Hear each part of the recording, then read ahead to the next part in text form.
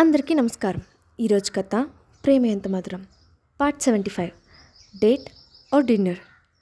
ఇంతకీ ఆ date are dinner ఎవరిని అడిగారో ఇప్పుడు చూద్దాం. సాయంత్రం ఆఫీస్ నుండి బయలుదేరిన స్నేహ యువన్ కోసం స్కూల్కి వెళ్ళాలని అనుకుంది. కానీ ఆమె కిందకు దిగి వచ్చేటప్పటికి అక్షయ్ కార్ అక్కడే ఆగి ఉండటం కనిపించింది. అది చూసిన స్నేహ ఆశ్చర్యపోతూ మెల్లగా కార్ దగ్గరికి వెళ్ళింది. వెంటనే ఆ కార్ డోర్ విండో గ్లాస్ కిందకు దిగింది. లోపల ఉన్న అక్షయ్ ఆమె వైపు సూటిగా చూసి కారెక్కు అని అన్నాడు. స్నేహ అతన్ని విచిత్రంగా చూస్తూ నువ్వు ఇక్కడికి ఎందుకు వచ్చావు అని అడిగింది. అక్షయ్ ఆ ప్రశ్నకు సమాధానం చెప్పకుండా ముందు నువ్వు కారెక్కు అని అన్నాడు. దాంతో స్నేహ ఇంకేం మాట్లాడకుండా కారెక్కి యువన్ కోసం స్కూల్ దగ్గరికి వెళ్తున్నామా అని అనుమానంగా అడిగింది. అప్పుడు అక్షయ్ లేదు, ఈరోజు యువన్ను పికప్ చేసుకోమని అన్నపూర్ణమ్మ గారికి చెప్పాను అని అన్నాడు. మరైతే ఎక్కడికి వెళ్తున్నాం అని సందేహంగా అడిగింది స్నేహ. డిన్నర్కి వెళ్తున్నాం అని చెప్పాడు అక్షయ్.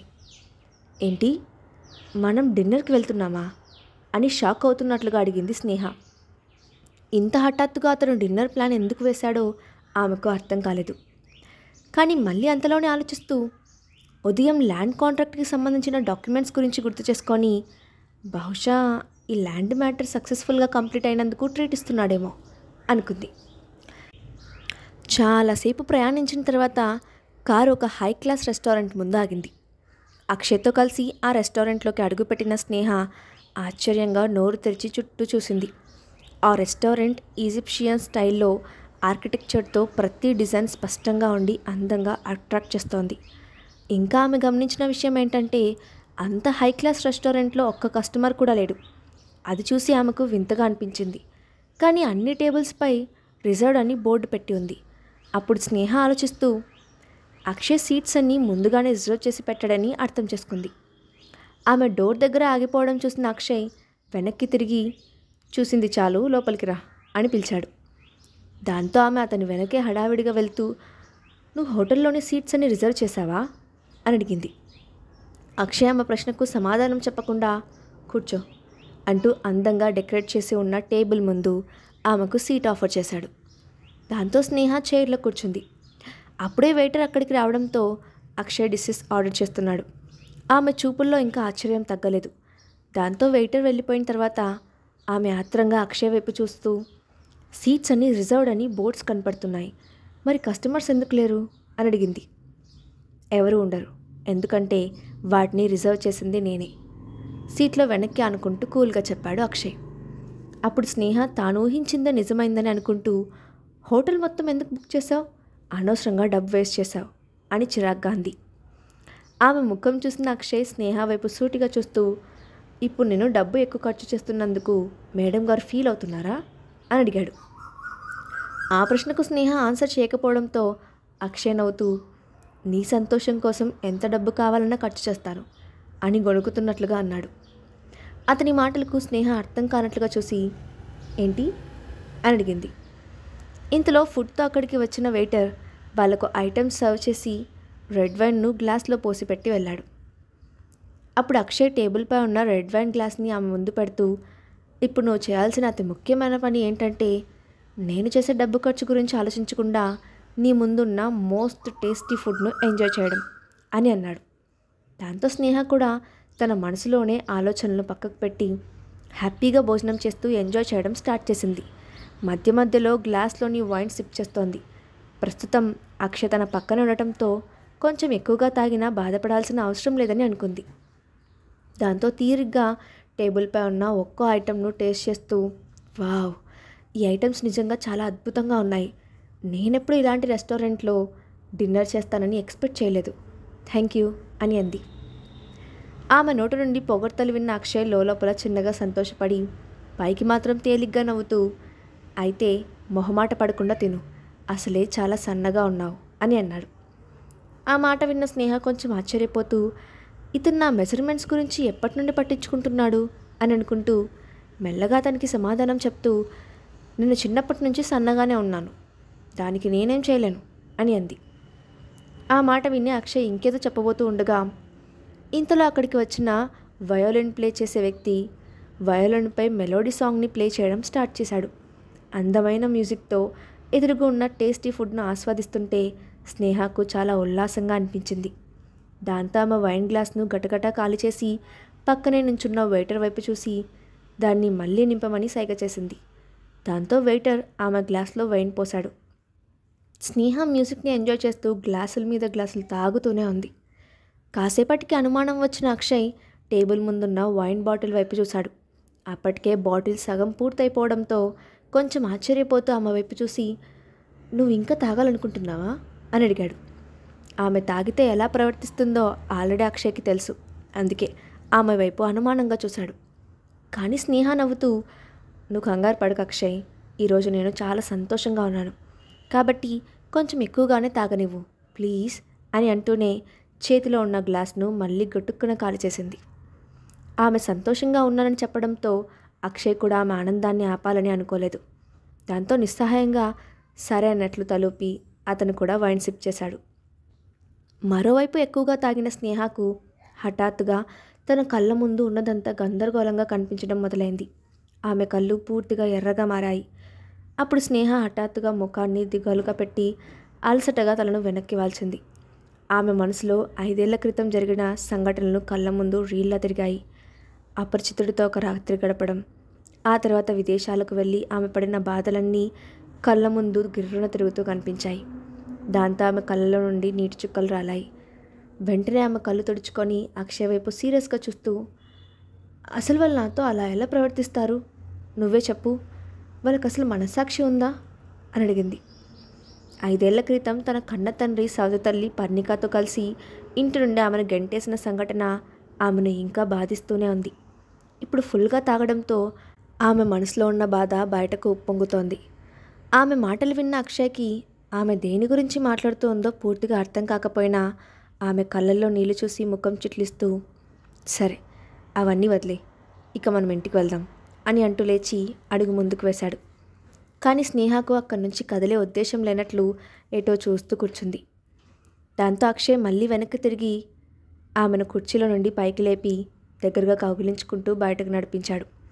అప్పుడు ఆమె అతని హృదయానికి అత్యంత దగ్గరగా ఆనుకొని ఉండడంతో ఆమె శరీరపు మృదుత్వాన్ని అక్షయ్ అనుభవించకుండా ఉండలేకపోయాడు. అకస్మాత్తుగా అతని హృదయంలో నుండి అరుదైన ఒక ఫీలింగ్ బయటకు వస్తోంది. కానీ అక్షయ్ దానిని బలవంతంగా అణిచివేయడానికి ప్రయత్నిస్తున్నాడు. రెస్టారెంట్ నుంచి కార్ దగ్గరకు వచ్చేటప్పటికీ ఆమె కళ్ళు పూర్తిగా మూతలు పడుతున్నాయి. అక్షయ్ ఆమెను మెల్లగా వెనక సీట్లో కూర్చోబెట్టి అతను కూడా ఆమెతో పాటే కూర్చొని డ్రైవర్ వైపు చూసి, "విల్లాకు పోనివ్వు" అని చెప్పాడు. వెంటనే కార్ స్టార్ట్ అయింది. కాసేపటికి మత్తులో ఉన్న స్నేహ అక్షయ్పై వాలడం మొదలుపెట్టింది. దాంతో అక్షయ్ ఆమెను దూరంగా కూర్చోబెట్టడానికి ప్రయత్నించాడు. కానీ స్నేహ హఠాత్తుగా తన 2 చేతులని అక్షయ్ మెడ చుట్టూ వేసి బుగ్గపై గట్టిగా కొరికి ముద్దు పెట్టి, "థ్యాంక్ యూ, నీ వల్ల ఈరోజు నేను చాలా హ్యాపీగా ఉన్నాను" అని మత్తుగా చెప్పింది. ఆమె చేసిన పనికి అక్షయ్ ఒక క్షణం ఆశ్చర్యపోయాడు. వెంటనే బుగ్గపై తడుముకొని ఆమెను పక్కకు జరపాలని అనుకున్నాడు. కానీ అతను మనసు దానికి ఒప్పుకోలేదు. దాంతో అతనికి తెలియకుండానే ఆమెను మరింత దగ్గరగా హత్తుకున్నాడు. కార్ డ్రైవ్ చేస్తున్న డ్రైవర్ అనుకోకుండా మిర్రర్ నుండి వెనక సీటు వైపు చూశాడు. అక్కడ బాస్ ఆమెను గట్టిగా కౌగిలించుకొని ఉన్నట్లు కనిపించడంతో ఒక్కసారిగా షాక్ అవుతూ కళ్ళు తిప్పుకున్నాడు. 5 నిమిషాల్లో కార్ విల్లా ముందు ఆగింది. అప్పుడు అక్షయ్ కార్ దిగి ఆమెను తన 2 చేతుల్లోకి ఎత్తుకొని నేరుగా పైకి తీసుకెళ్లి ఆమె రూమ్లో బెడ్పై పడుకోబెట్టబోయాడు. కానీ ఇంతలో హఠాత్తుగా స్నేహకు కడుపులో తిప్పినట్లు అనిపించడంతో ఒక్కసారిగా అతని షర్టుపై వామిట్ చేసుకుంది. దాంతో అక్షయ్ ముఖం ఒక్కసారిగా నల్లబడింది. వెంటనే అతని కళ్ళు ఆమె వైపు కోపంతో చూశాయి. కానీ స్నేహ కళ్ళు బరువుగా మూతలు పడుతున్నాయి. దాంతో అక్షయ్ గట్టిగా పళ్ళు కొరుకుతూ, "స్నేహ, నువ్వేం చేస్తున్నావు?" అని అన్నాడు. కానీ స్నేహ అతని మాటలు వినే స్థితిలో లేదు.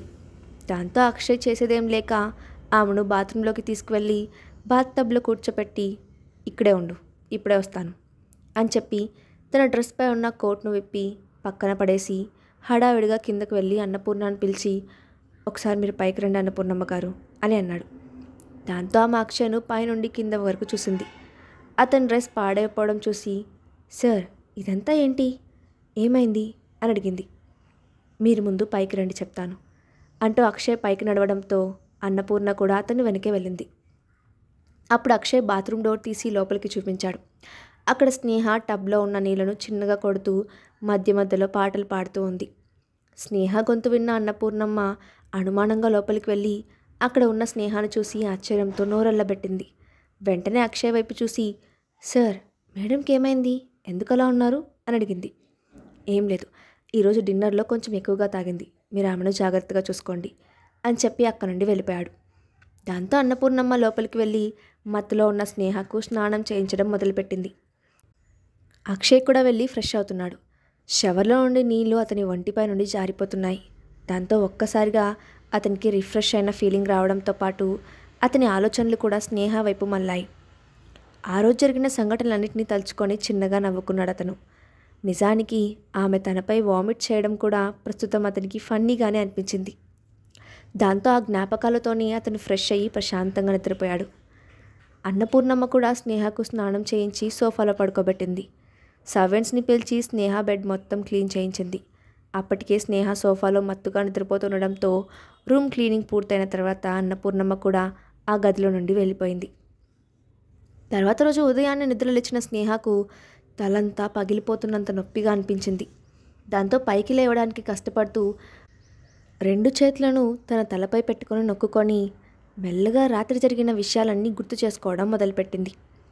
ఆమె కారులో బలవంతంగా అక్షయ్ను ముద్దు పెట్టుకోవడం నుండి అక్షితను బాత్రూంలో కూర్చోబెట్టడం వరకు అన్నీ ఆమెకు క్లియర్గా గుర్తొచ్చాయి. దాంతో ఒక్కసారిగా తనను గట్టిగా వదిలించుకొని ఇప్పుడు నేను అక్షయ్ ముఖం ఎలా చూడాలి అనుకుంది. ఏదో తెలియని గిల్టీనెస్ ఆమెను నిలువెల్లా కుదిపేసింది. దాంతో మెల్లగా లేచి ఫ్రెష్ అయ్యి కిందకు దిగి వచ్చింది. ఆమె వచ్చేటప్పటికీ అక్షయ్ యువని ఇద్దరూ బ్రేక్ఫాస్ట్ చేస్తూ కనిపించారు. అన్నపూర్ణమ్మ వాళ్ళకు వడ్డిస్తోంది. దాంతో ఆమె నెమ్మదిగా డైనింగ్ టేబుల్ దగ్గరకు వచ్చి కూర్చుంది. అన్నపూర్ణమ్మ ఆమెకు కూడా వడ్డించడంతో స్నేహ సైలెంట్గా తలదించుకొని తినడం మొదలుపెట్టింది. అక్షయ్ కూడా ఆమెను చూడ్డానికి కొంచెం ఇబ్బందిగా అనిపించింది. దాంతో అతను కూడా ఏం మాట్లాడలేదు. అప్పుడు మధ్యలో ఉన్న యువన్ తలెత్తి వాళ్ళిద్దరి వైపు మరోసారి చూశాడు. కానీ ఏం జరిగిందో అర్థం కానట్లు ఆ నిశ్శబ్దాన్ని యువన్ కూడా బ్రేక్ చేయలేదు. కానీ అప్పుడు అన్నపూర్ణమ్మ మాట్లాడుతూ, మేడం, ఇప్పుడు మీకు ఎలా ఉంది, కొంచెం తలనొప్పిగా ఉండి ఉంటుంది కదా అని అంది. అది వినగానే యువన్, మమ్మీకి ఎందుకు తలనొప్పి వస్తుంది అంటూ స్నేహ వైపు చూసి, మమ్మీ, నీకు హెల్త్ బాగాలేదా అని అడిగాడు. ఆ ప్రశ్నకు స్నేహ ఇబ్బంది పడుతూ ఏం సమాధానం చెప్పాలో తెలియక తలెత్తి అక్షయ్ వైపు చూసింది. అప్పుడు అక్షయ్ కూడా ఆమె కళ్ళల్లోకి చూశాడు. స్నేహ వెంటనే తల తిప్పుకొని చిన్నగా నుసుకుతూ, ఏం లేదు, నేను నైట్ కొంచెం లేట్గా నిద్రపోయాను, అందుకే నిద్ర సరిపోక తలనొప్పిగా ఉంది అని అంది. ఓ అవునా అంటూ తల తిప్పి అక్షయ్ వైపు చూశాడు యువన్. వెంటనే అతని కళ్ళు చిన్నగా ముడుచుకున్నాయి. అక్షయ్ బుగ్గ వైపు పరీక్షగా చూశాడు యువన్. డాడీ, నీ చీక్స్పై ఎర్రగా కనపడుతోంది, ఏమైంది అని కంగారుగా అడిగాడు. దాంతో అక్షయ్ తన చెంపపై చేత్తో రుద్దుకొని అది రాత్రి స్నేహ తనను గట్టిగా కొరకడం వల్ల ఏర్పడిన మచ్చ అని అర్థం చేసుకొని స్నేహ వైపు చూశాడు. సరిగ్గా అదే సమయంలో స్నేహకు కూడా అది తన వల్ల ఏర్పడిన మచ్చ అని అర్థం కావడంతో తన తలను మరింత కిందకు వేలాడదీసింది. దాంతో అక్షయ్ నవ్వుకుంటూ, ఏం లేదు యువన్, రాత్రి చిన్న దోమ కుట్టింది, అందుకే చెంప కొంచెం కందిపోయింది అని చెప్పాడు. కానీ మన ఇంట్లో దోమలు లేవు కదా డాడీ ఆరా తీస్తున్నట్లుగా అడిగాడు యువన్. నేను నిన్న డిన్నర్ కోసం బయటకు వెళ్ళాను, అక్కడ కుట్టి ఉంటుందిలే, దాని గురించి నువ్వు పెద్దగా పట్టించుకోకు అని చెప్పాడు అక్షయ్. ఇంతలో స్నేహ ఆ టాపిక్ని కట్ చేస్తూ, నువ్వు ఇలా మాట్లాడుతూనే ఉంటావా, స్కూల్కి వెళ్ళేదేమైనా ఉందా, టైం అవుతుంది, త్వరగా కానివ్వు అంటూ కోపంగా చెప్పింది. దాంతో యువన్ ఆశ్చర్యంగా చూసి, మమ్మీ ఇప్పటి వరకు బాగానే ఉంది కదా, ఇప్పుడు ఎందుకంత యాంగ్రీగా ఉంది అని అనుకుంటూ హడావిడిగా బ్రేక్ఫాస్ట్ పూర్తి చేశాడు. తర్వాత ఏం జరిగిందో నెక్స్ట్ పార్ట్లో చూద్దాం. ఈ స్టోరీ అప్డేట్ ఎలా ఉందో కింద కామెంట్ బాక్స్లో మీ ఒపీనియన్ని షేర్ చేయండి. అలాగే ఇలాంటి మరిన్ని వీడియోస్ కోసం మా ఛానల్ తప్పకుండా సబ్స్క్రైబ్ చేసుకోండి. Thanks for watching.